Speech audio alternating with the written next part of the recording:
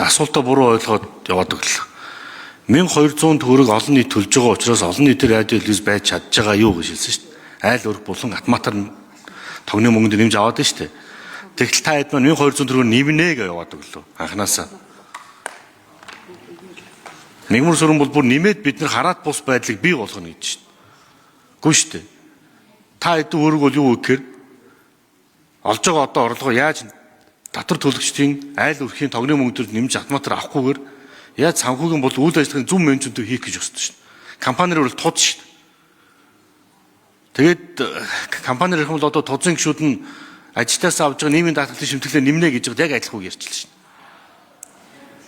Тэгээ 1200 нэмээд хэд болох гэж байгаа. За одоо сая нэмнэ гэсэн мягмар сур ингээд тэдний дэв шилдэ.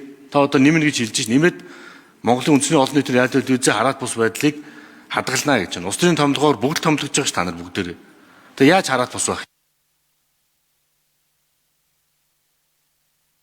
За, мягмар сүрэн.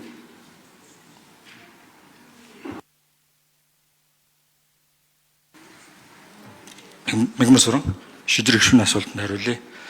Яг миний санаа бол манайх холимог загвартай төрөөс тодорхой санхүүжилтийг олгодог засгийн газраас тэр тусмаа эрх баригч засгийн газар эрх баригчдын эрх баригчдаас тэрхүү хяналтанд орох боломж маань тэр төрийн санхүүжилтээс шалтгаалаад байна. Ийм учраас олон нийтийн хураамжийг нь харьцангуй өндөр болгоод төрийн дэмжлэгийн санхүүжилтийг хязгаарлаж ийж энэ бие даасан байдал эрх баригчдаас хараад бус байх боломж илүү өндөрсөн. Мөн мэдээж олон нийтийн хураамжийг өсгөхтэй холбоотой үндэсний зөвлөлийн гишүүнийг сонгох болон бусад бүтцийн асуудлуудыг хуулиар бас шийдвэрлэх боломжууд давхар гарч ирэх байхаа.